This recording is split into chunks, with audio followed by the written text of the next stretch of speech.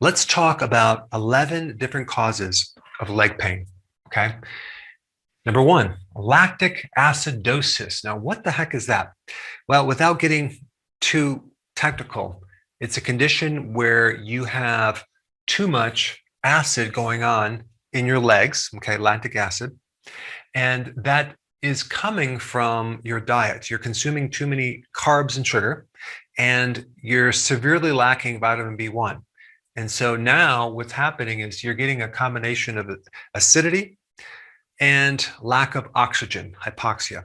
Okay. And your legs are going to be very, very restless. You're going to feel very uncomfortable in the legs, especially at night. I had this condition for quite some years. I would literally get up in the middle of the night and have to pound my legs because they were so full of energy. And I had to go running. I was running in the middle of the night to try to get this energy out because they were restless. Okay. They would not let me sleep. Little did I know that a pint of Ben & Jerry's ice cream every night for probably over a year caused this condition, not to mention the other carbs I was consuming. The more carbohydrate and sugar that you eat, the more B1 that you need to metabolize it, okay? And so that's the underlying cause. It's a B1 deficiency causing this because the diet's too high in carbohydrate. Number two, pinched nerve, okay? Now, of course, being a chiropractor, I've dealt with this a lot. You can have sciatica pain. You can have some nerve root pinched on one side that goes right down the leg. That's not necessarily sciatica. It's just a different nerve. But you have to realize the sciatica is a very big nerve. It's like the width of my thumb. It goes in the back part of your leg all the way down to the foot. And if there's some type of pinching, whether it is arthritis, a bone out of place, a disc, that could be one of the causes in which you'd want to go to a competent chiropractor to get it checked out. I have some videos on sciatica. The key with sciatica is keeping the lower back curve in. So you need a little cushion when you sit down and to keep that curve going inward. Because when you lose the curve, you start getting more compression and that can pinch the nerves right there. And of course, with arthritis, if you're consuming a lot of omega-6 fatty acids, the soy oil, the corn oil, the canola, those type of things, as well as refined carbs, you're going to be in a constant inflamed state that's going to keep the nerve pinched regardless of what type of treatment that you get.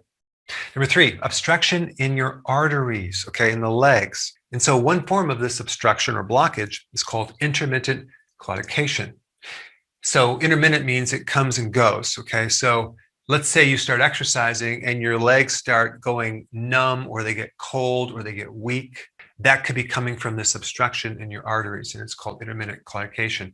Also, the circulation in your legs decreases to the point where you lose the hair in your legs.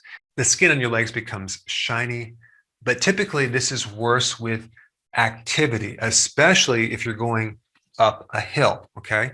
Your legs just don't have the oxygen to move, so you're not going to be a very fast runner. All right, number four, low vitamin D, which is behind growing pains. Now, a lot of teenagers experience growing pains, right? Well, it has really nothing to do with their growing, okay? It has to do with a vitamin D deficiency. If you give them a little vitamin D, boom, completely goes away. And they usually get this at night, okay, in the middle of the night for a few hours, and then it gets better, worse. And it can be like a cramping in their calves, or it can be in the quads. Now, vitamin D is really important in preventing inflammation and pain in your lower back. So if you're deficient, you can have a lot of lumbar problems in the lower back as well as pelvic problems that can affect your ability to walk. It can even, if you're really deficient as an infant, it can cause distortion of the spine. It can affect the curve of the spine. It can affect scoliosis. And this creates all sorts of problems with movement and motions because the muscles are connected to the bones. And so I think most people would be very surprised how common this is with leg pain, not just lower back pain, but leg pain. So if you're confused what's going on and you have leg pain, just start taking about 40,000 IUs of vitamin D. And within probably a day, you're going to find that leg pain eases up tremendously. Number five, diabetes. Now, why would you have leg pain with diabetes? There's a condition called peripheral neuropathy. Okay.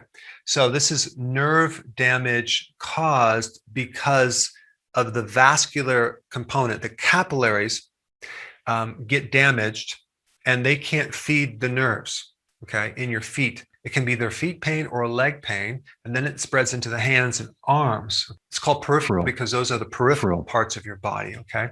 Now, what's interesting about this one is the remedy for this is actually the same as for number one. Well, actually, it's also the same for this one too, obstruction in your artery, because if there's some type of arterial sclerosis or clot or plaquing, that's usually too many carbs, right? So too many carbs or sugar, too much carb or sugar, too much carb or sugar. The remedy for this is vitamin B1, but you'd want to give it in a form that goes into the fat tissue, like the myelin sheath, which is the outer part of the nerve. So you want to give a person something called benfotiamine, okay, benfotiamine. With this one, you can give them just a water-soluble B1. I like nutritional yeast. But ultimately, the correction of this is getting rid of the carbs. But you can actually make a person feel better by just taking B1. And of course, the same remedy for this too. All right, number 6, flat feet. Now, if your foundation is not supporting the whole body with the correct arch, boy, that can throw off your knees. It can throw off your hips. It can cause some serious leg pain. I'm speaking from experience. I had flat feet my whole life. I used arch supports. Didn't really work. In fact, it made things worse. It wasn't until I got rid of those and started working on strengthening exercises and stretches that I got relief with this. And now I wear these completely flat sole shoes. They're called barefoot shoes, and they're great. They force your toes and your feet to actually strengthen the muscles, and it's the best thing ever. And of course, this one is tied in with a vitamin D deficiency, probably early on. Okay, number 7, tight psoas and quads. I had this problem as well for many years from riding a bike. So you're doing this one motion over and over and over, and you're strengthening your quads and your psoas. And then when you stand up, they're just too tight, and that's going to throw off your back, and that's going to refer pain down to the legs. So if we take a look at this so far, I had this one, this one, this one, almost had this one, but not quite. I was a pre-diabetic. This one right here, and this one. So I'm talking from experience. But if we add number 8, I've also had old injuries, and I'm talking to your ankle, okay? So let's say, for example, you sprained your ankle or broke your ankle on one side. You're going to limp. You're going to put the pressure on the opposite side. So you're going to walk a little bit differently. You're going to adapt to that. And then 1, 2, 3 years down the road, what's going to happen is you're going to notice leg pain or ankle pain or knee pain or back pain. That's just because your gait has been compensating. I have a really good video on this. I'm going to put it down below. And I also have a very good video on this one too, to how to reverse this right here. But this can definitely be a cause. In fact, you just want to ask yourself, have you ever had any ankle injuries, foot injuries, knee injuries? Okay. Have you ever fallen your tailbone? Those can come back to haunt you if you don't know how to fix them. And I'm going to put some videos down on how to fix them. Number 9, deep vein thrombosis. So this is a little different than the artery problem right here, but you can have an obstruction in the veins as well, coming from the same root cause, because there's an actual clot that's blocking blood flow, and that's definitely going to cause leg pain. All right, 10, overtraining. So many people exercise way too often, not letting their legs rest and recover, and they end up having soreness, and then they exercise over soreness, and they exercise over soreness, and they're just not connecting the dots. If this person gave themselves like a week or maybe even 2 weeks of rest, and then just noticed how much better their muscles feel because they allowed it to rest, they would really get it. But they're just so used to this, you have to exercise every day, you know? There's a couple points about weak muscles and nutrition. If you're low in vitamin E, your muscles will be a bit weak, okay? And you should even test that. If you ever feel kind of weak sometimes, take some vitamin E, wait about an hour, and see how much stronger you feel, okay, when you walk and exercise. Low sodium or low salt, especially when you're doing fasting, can make your muscles weak. It's another cause. Now, low omega-3 will increase the time of soreness. So this person that does training should increase their omega-3 to decrease soreness and increase recovery. All right, number 11, stenosis. What is that? Well, you have the spinal column, okay, and then you have the spinal cord in the spinal column. There's just not enough space for the spinal cord, and so there's obstruction on the spinal cord, and that can definitely cause leg pain, okay? So that could come from either the ligaments around the spinal column being too thick. It can come from arthritis or spurring, okay, right next to the joints, or it can also come from just inflammation that just won't allow the space to open up. So with this right here, I would highly recommend you work on getting the curve back on your lower back first, okay? I'll put the videos down below.